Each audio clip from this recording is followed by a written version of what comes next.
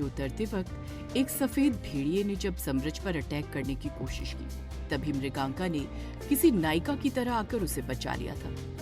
वो सफेद भेड़िया, वो भेड़िया मुझ पर अटैक करने वाला। समरज घबराते हुए बोला। वो तुम पर अटैक करने नहीं आया राजवंशी, वो तुम्हें यहाँ से ले जाने के लिए आया। वो कोई आम भेड़िया नहीं है। मृगांका ने तुरंत ही जवाब दिया।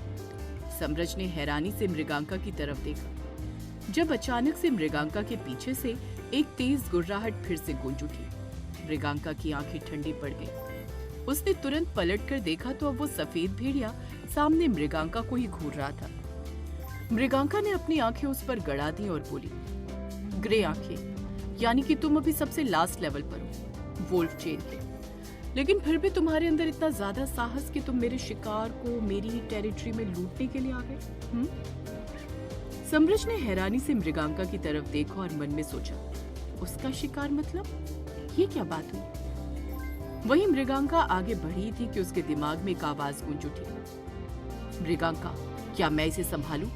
ये एक भेड़िया है, कोई आम इंसान नहीं। ये आवाज मृगांका के अंदर के भेड़िए की थी, जो उसके अंदर ही रहती थी। जरूरत पड़ने पर ही वो बाहर आती थी। मृगांका ने एक लंबी सांस छोड़ी और अपने मन में कहा, नहीं कैरवी, माना कि तुम मेरी भेड़िया हो, लेकिन मुझे लगता है कि तुम्हें अभी मेरे ऊपर कंट्रोल लेने की जरूरत नहीं है। I can handle it. तभी कैरवी ने कहा, ठीक है, लेकिन जब भी तुम्हें लगे कि तुम इसे संभाल नहीं सकती हो, तुरंत अपना कंट्रोल छोड़ देना, ताकि मैं कंट्रोल ले सकूं और इससे फाइट कर सकूं। इसका लेवल अभी उतना नहीं है कि तुम्हें बाहर आने की जरूरत पड़े। इसकी आंखें ग्रे हैं तो ये ज्यादा देर तक नहीं टिकेगा। मृगांका ने शांत स्वर में कहा, लेकिन तुम्हें पता है ना कि तुम किसी को मार नहीं सकती हो। कैरवी बोली। तो मृगांका ने तुरंत ही जवाब दिया, मुझे पता है कि मैं किसी को मार नहीं सकती हूँ, लेकिन किसी की जिंदगी को उसकी मौत से बदतर तो बना सकती हूँ ना। तुम्हारी इच्छा है, पर ध्यान रखना मैं तुम्हारे साथ हूँ, कैरवी ने कहा और इसके बाद चुप हो गई।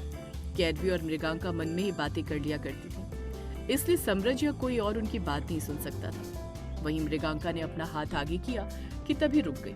उसने अपनी गर्दन हल्की सी घुमाई और फिर समरज से कहा, अपनी आंखें बंद कर लो राजवंशी, मैं तुम्हारा बार बार बेहोश होना अफोर्ड नहीं कर सकती हूँ। It's hectic for me. Samraj को पता नहीं क्या हुआ, लेकिन उसने तुरंत अपनी आंखें बंद कर ली। मृगांका ने फिर उसके बाद उस सफेद भेड़िए की तरफ देखा। मृगांका का हाथ तुरंत एक भेड़िए के पंजे में बदल गया, जिस पर नीला फर चमक रहा था। उसके पंजों के नाखून बहुत ज्यादा नुकीले थे और वो चांदी की तरह चमक रहे थे। मृगांका का चेहरा पूरा सख्त पड़ गया था। उसने अपना एक पांव पीछे कर लिया।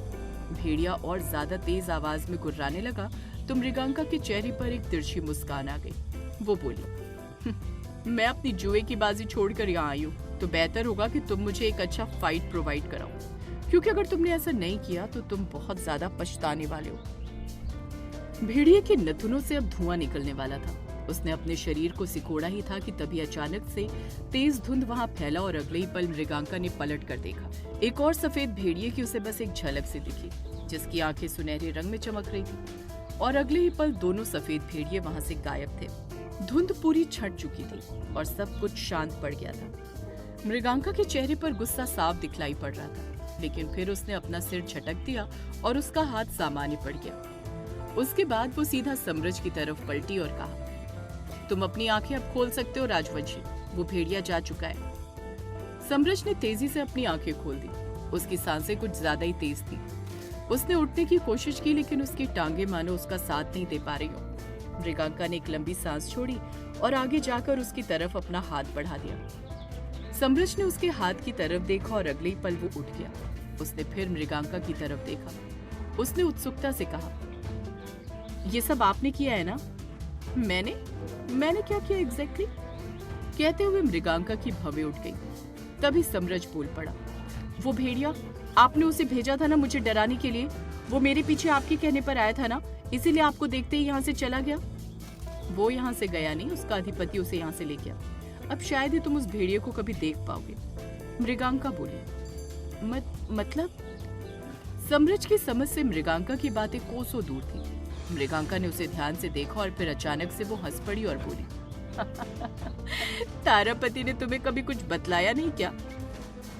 आप उनके बारे में रिस्पेक्ट के साथ बात करिए, वो दादाजी हैं मेरे। समरज लगभग गुस्से से बोला। तो मृगांका ने लापरवाही से कहा। समरज ने चिढ़कर कुछ कहना चाहा, लेकिन मृगांका ने अपना हाथ उठाकर उसे रोक दिया और बोली, तुम्हारे दादाजी ने वो लॉकेट बस इसलिए नहीं दिया था कि तुम हमसे बच सको, लेकिन इसलिए भी दिया था ताकि तुम इन लोगों से बच सको। ये सफेद भेड़िए, इनसे तुम्हारा बचना और अभी ज्यादा जरूरी है। सफेद भेड़िए? मतलब और भी सफेद भेड़िए यहाँ पर है? समरज की आवाज में उत्सुकता से ज्यादा डर छुपा हुआ था। मृगांका ने उसे बताया, बिल्कुल, एक पूरा कुल है इनका, जो अपने आप को मूल भेड़िए कहते हैं। ये सारे के सारे सफेद होते हैं और बहुत ज्यादा शक्तिशाली भी। और फिलहाल के लिए तुम्हें सबसे ज्यादा खतरा उन्हीं से है। तुमने क्या मौली बंधे हुए पेड़ नहीं देखे? समरज ने तुरंत अपने पीछे पलटकर देखा तो मृगांका ने कहा, यानी कि तुमने देखा था? यानी कि तुमने देखा था? हाश, मुझे ये समझ नहीं आ रहा कि तुम्हें क्यों तारापति ने सब कुछ नहीं बताया।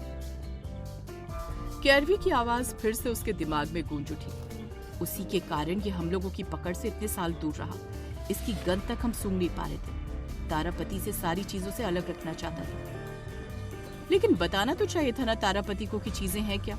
ये बेवकूफ राजवंशी हद से ज्यादा डरपोक है, मृगांका ने खुलकर कह दिया। उसकी आवाज सुनकर समरज एकदम से उसकी तरफ पलटा। एक्सक्यूज मी, आप मुझसे बात कर रही हैं क्या? नहीं, मृगांका ने ठंडी आवाज में कहा। तुम सब कुछ तो नहीं समझोगे, लेकिन एक बात जान, तुम्हारा लॉकेट जा चुका है और वो मूल भेड़िए तुम्हारे पीछे हैं। अब मुझे ये बताओ कि कितने साल के हो तुम? समरज, क्यों लेकिन? मृगांका ने व्यंग्यात्मक तरीके से कहा, रिश्ता भेजना है भेड़ियों की राजकुमारी को, तो बस देख रही थी कि कहीं तुम उसके लिए माइनर तो नहीं हो। अब बताओ तुम्हारी एज क्या है? 25। मैं 6 महीने बाद 26 का हो जाऊंगा, समरज ने बताया। मृगांका, यानी कि हमारे पास 6 महीने हैं। किस लिए? समरज ने चौंकते हुए पूछा। मृगांका ने अपनी पलकें उठाकर उसकी तरफ देखा। वो कुछ देर तक समरज को देखती रही और फिर अचानक से पलट गई और बोली, लेट्स गो। कहाँ लेकिन? समरज अपनी जगह पर खड़ा रहा। मृगांका ने आगे बढ़ते हुए कहा, उद्यमेन ने कहा कि तुम्हें अपने घर वापस जाना है, तो तुम्हें तुम्हारे घर छोड़ना है मुझे। मेरी गाड़ी रास्ते पर खड़ी है, अगर पैदल टाउन वापस नहीं जाना तो चलो। समरज अपनी सोच में डूब गया तो मृगांका ने आराम से चलते चलते कहा, मूल भेड़िए तुम्हारे पीछे दोबारा भी वापस आ सकते हैं। इतना सुनना था कि समरज एकदम से लपका और मृगांका के बगल में चलने लगा। वहीं मृगांका ने अपने हाथ की तरफ देखा जहां पर एक सितारा बना हुआ था। मृगांका की आंखें ठंडी पड़ गई थी। वो और समरज फिर जंगल से नीचे उतरकर रास्ते पर पहुंच गए। वहीं दूसरी तरफ मचान से एक बार फिर वो निकल कर आया, जिसने सारे काले कपड़े पहन रखे थे और उसके बाल बिखरे हुए थे। उसने नीचे देखा और वो हल्के से मुस्कुरा दिया। अचानक उसके बगल में से आवाज आई, इतने वर्षों में ना वो बदली और ना ही उसे कोई पश्चाताप हुआ। तुमने उसे श्राप दिया था ताकि वो पश्चाताप कर सके, लेकिन मुझे नहीं लगता कि उसे इस बात का कोई आभास है। अब क्या करोगे? अब तो ये भी वापस लौट आया है मृत्यु। मृत्यु मुस्कुरा दिया और उसने अपनी बाईं तरफ देखा और बोला, मैं जानता हूँ जीवंता, वो वापस लौट आया है, परंतु इस बार भी वो मुझसे जीत नहीं पाएगा। मैं उसे पुनः अपने साथ ले जाऊंगा, उसकी कहानी संपूर्ण होने से पहले। तभी जीवंता बोली, और मृगांका, उसका क्या करोगे तुम? मृत्यु ने कुछ नहीं कहा, पर उसकी मुस्कान और ज्यादा गहरी हो गई थी। दोपहर का समय था जब शहर की एक बड़ी सी बिल्डिंग के सामने एक काली सी गाड़ी आकर रुक गई। मृगांका ने आराम से बिल्डिंग की तरफ देखा और फिर उसके चेहरे पर एक हल्की सी मुस्कान आ गई। उसने ठंडी आवाज में कहा, वैसे तो लोगों के लिए तुम एक मामूली से स्केट आउट रिपोर्टर हो, लेकिन तुम्हारा सब कुछ कमाल का है। लगता है तुम्हारे दादाजी के पैसे अभी तक खत्म नहीं हुए। कोई आवाज नहीं आई। मृगांका की आंखें सिकुड़ गई। उसने तुरंत पलटकर देखा तो समरज आराम से सीट पीछे किए सो रहा था। मृगांका ने अपनी ठुड्डी को अपनी हथेली पर टिकाया और फिर कहा, तुम पहले इंसान हो जो मेरे बगल में इतनी आराम से सो रहे हो। तुम मेरे बारे में कुछ नहीं जानते सिवाय इसके कि तुम्हें मुझसे भागना है, लेकिन अब तुम मेरी गाड़ी में बिना किसी चिंता के सो रहे हो। या तो तुम एक नंबर के बेवकूफ हो, या फिर तुम्हें नींद दुनिया में किसी भी और चीज से सबसे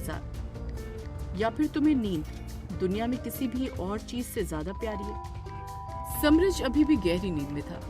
मृगांका ने अपना सिर हिला दिया और फिर उसने समरज की सीट को हल्का सा धक्का दिया। ओए राजवंशी, समरज पर कोई फर्क नहीं पड़ा। वो आराम से सोया रहा तो मृगांका के माथे पर बल पड़ गए। उसने समरज की तरफ देखते हुए स्टीयरिंग पर हाथ डाला और अचानक से हॉर्न बजा दिया। भेड़िए के रोने की आवाज पूरी गाड़ी में गूंज उठी। आ, आ, आ, आ, आ, आ, कहते हुए समरज एकदम से उठ बैठा और आंखें बड़ी करके यहाँ वहां देखने लगा। बिल्डिंग के बाहर खड़े लोग भी पलटकर गाड़ी की तरफ देखने लगे थे, लेकिन गाड़ी के काले शीशे बंद थे, इसलिए कोई अंदर नहीं देख पा रहा था। समरज ने तुरंत पलटकर मृगांका की तरफ देखा तो उसने अपना हाथ हिला दिया और बोली, hello mister, still alive Rajvanshi, welcome to the life. Samraj को पूरे 2 मिनट लगे ये समझने में कि आखिर चल क्या रहा है। फिर जब उसे याद आया कि उसने अभी तक क्या क्या देख लिया है, वो मानो पागल हो गया और यहाँ वहां देखने लगा। तुम क्या ढूंढ रहे हो? अपनी बुद्धि? सॉरी, वो तो तुम शायद अपने भगवान के घर भूल आए हो, जन्म लेने से पहले। मृगांका ने आराम से कहा तो समरज ने उसे घूर कर देखा। फिर वो सीधा बैठ गया और बोला, भेड़िया कहाँ पर है वो? कौन सा भेड़िया? मृगांका ने हैरानी से उसकी तरफ देखा। वही जो अभी अभी चिल्लाया था। समरज ने इधर उधर देखते हुए कहा, वो कोई भेड़िया नहीं था, वो मेरी गाड़ी का हॉर्न है। मृगांका ने लापरवाही से कहा तो समरज बोल पड़ा, व्हाट द हेल, गाड़ी का ऐसा हॉर्न थोड़ी होता है, मैंने कस्टम करवाया है। मृगांका ने इतराते हुए कहा। तभी समरज बोला, आपने मुझे पागल समझ कर रखा है क्या? मृगांका बोली, मुझे समझने की जरूरत नहीं है, वो कोई गाड़ी का हॉर्न नहीं था बल्कि। समरज कहते कहते रुक गया। मृगांका ने एक बार फिर गाड़ी का हॉर्न बजा दिया तो समरज एकदम से उछल गया। मृगांका ने अपनी गर्दन टेढ़ी कर ली और बनावटी हंसी के साथ कहा, happy now mister no clue Rajvanshi, और तुरंत ही अपनी हंसी रोक दी। वहीं समरज बेचारा गाड़ी की तरफ ऐसे देख रहा था मानो उसने स्टीयरिंग ही पहली बार देखा हो जिंदगी में। उसके बाद वो मृगांका की तरफ पलटा और बोला, आपने ऐसा अजीब सा हॉर्न क्यों रखवाया है? तुम भेड़ियों की आवाज को अजीब कह रहे हो? मृगांका की भवें उठ गई। तभी समरज बोला, मैं भेड़ियों की आवाज को अजीब नहीं कह रहा हूँ, लेकिन आखिर आपने ऐसी आवाज को क्यों अपना हॉर्न बनाकर रखा है? क्योंकि मेरी मर्जी है, गाड़ी मेरी है और पसंद भी मेरी है। मृगांका ने भावहीन तरीके से कहा। समरज का मन एक बार के लिए किया कि वो अपना सिर डैशबोर्ड से दे मारे, लेकिन फिर उसने अपने आप को संयत कर लिया। उसने बस अपने बाल कसकर पकड़े और वो सिर झुकाकर चुपचाप बैठ गया। उसकी यही आदत थी। जब भी वो बहुत ज्यादा परेशान हो जाता था या तनाव में चला जाता था, कसकर अपने बालों को खींचता था और सिर झुकाकर बैठ जाता था। वो सफेद भेड़िए कौन थे और वो समरज को अपने साथ क्यों ले जाना चाहते थे? समरज के पास सिर्फ 6 महीने, ऐसा मृगांका ने क्यों कहा था? मृत्युदेव किसकी कहानी पूरी होने से पहले ही उसे अपने साथ ले जाने की बात कर रहे थे? ये कहानी आगे क्या मोड़ लेने वाली है, जानने के लिए सुनिए इस कहानी का अगला एपिसोड।